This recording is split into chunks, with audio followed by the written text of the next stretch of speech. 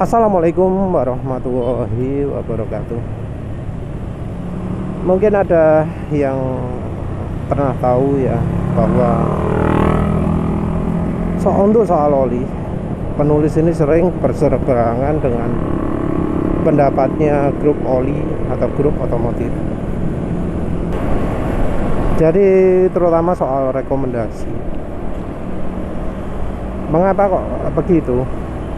Ya terutama karena yang jadi acuan orang grup oli ngomong sesuatu oli itu bagus, ya itu parameternya beda dengan penulis. Ada yang parameternya, oli dipakai sekian kilometer cuma berkurang 500 ml gitu. Ada yang pakai acuan, dipakai segini masih bening. Itu wes beda lah ya. Beda dengan cara penulis melakukan pengukuran. Mungkin dari mereka itu sering protes penulis bahwa penulis ini cara mengukurnya terlalu subjektif. Sementara itu mereka pakai objektif. Padahal ya yang mereka klaimkan itu ya juga jadi pertanyaan. Bening itu bening kayak gimana yang mereka maksud? Apa mereka mengukur bening tidaknya oli itu pakai alat? Kan enggak. Memang ada berkurangnya oli itu bisa diukur. Tapi kalau berkurangnya itu sampai ya 500 ml, 400 ml dari oli 1 liter, itu kan sesuatu yang berarti contoh yang enggak bagus kan. Kalau ngasih contoh, berkurangnya cuma 20 ml, 100 ml. Tapi ya untuk mendapatkan angka segitu ya cara drain dan cara isi olinya harus benar-benar terukur ya. Lawang isinya kadang pakai daun ya. Bentuknya botol macam-macam, apa bisa dipastikan semua oli itu bisa keluar? Karena penulis pun kadang botol 1 liter pun ya dikeluarkan udah sampai netes-netes akhir, tapi ketika mau uji panggang, ketika mau uji alir, ternyata masih banyak di dalamnya. Apa itu sudah diperhitungkan juga? Penulis juga heran ya, kenapa kok orang beli oli 800 atau 1 liter gitu ya bisa dapat ukuran pas ya. Ya apa caranya? Karena selama ini penulis beli ya nggak pasti dapat 1 liter perlu.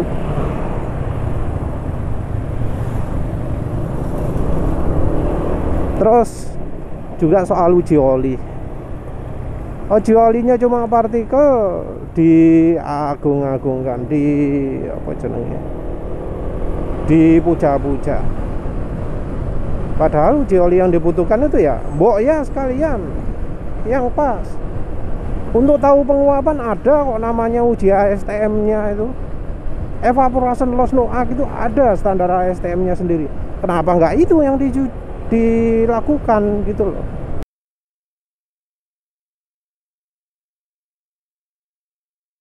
Terus nggak usah dibawa ke motor, dibawa sampai puluhan ribu kilometer.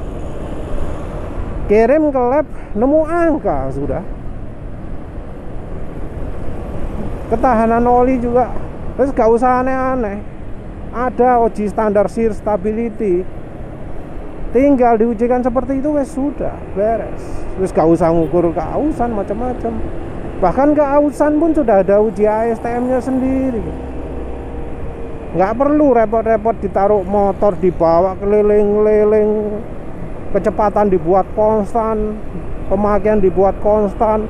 Kalau hujan nggak keluar, siang tok keluarnya, kan repot itu. Sudah ada standar ASTM-nya yang menjamin hasilnya selalu konsisten. Kenapa nggak itu yang dilakukan? Sementara itu penulis sendiri pakai uji yang ya wis kasarane lah, feeling ya, pakai feeling. Tapi uji penulis konsisten. Uji penulis konsisten. Oli ini hasilnya seperti ini gitu ya. Dilakukan uji ulang, ya sama, hasilnya ya seperti itu lagi. Jadi yang namanya eksperimen itu yang penting konsistensi. Percuma uji partikel kalau nggak konsisten. Percuma uji bayar 150, 250 tapi nggak dapat apa-apa. Nggak dapat data bermanfaat. Oh, tahu ZDDP-nya segini, tapi efeknya sendiri nggak tahu kan. Kalau soal haus, wes sudah jelas ya. Ada bukti penelitian. Mosok ya mendadak kandungan besi bisa naik, bisa turun. Kan aneh itu. Kandungan aluminium konstan, aneh kan itu. Karena ya memang kandungan yang ada pada oli itu tergantung pada daya larutnya oli juga. Kalau daya larutnya kuat ya logam yang terkandung di dalam oli ya banyak. Daya larut olinya minim, rendah ya daya larut yang ada di oli itu, kandungan partikel di oli itu ya rendah. Makanya yang namanya API itu kalau uji oli nggak pakai uji partikel. Mau uji aus ya dilakukan uji aus.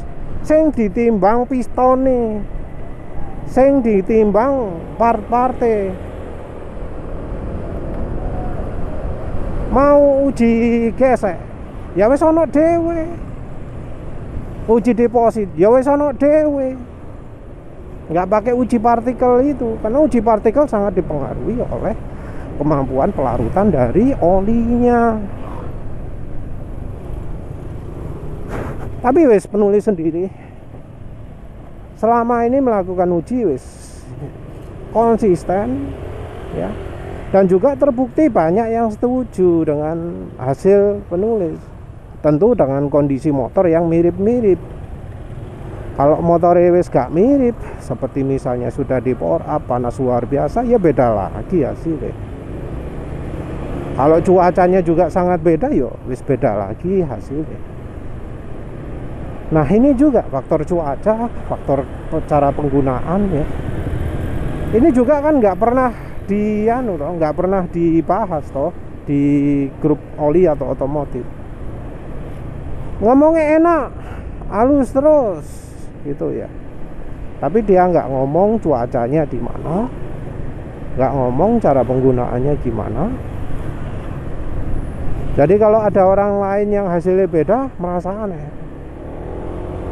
Kalau penulis hasil beda ya bisa aja beda, karena ya kalau kondisi beda ya oli terbaiknya beda toh. Untuk kebutuhan beda jelas butuh oli beda. Untuk iklim yang berbeda jelas butuh kekentalan yang berbeda. Oli misalnya kayak ini 10W60, di motor penulis ini gak kerasa abote belas ya. Sekarang penulis pakai Liqui Moly Street Race 10W60. Apa abot? Gak.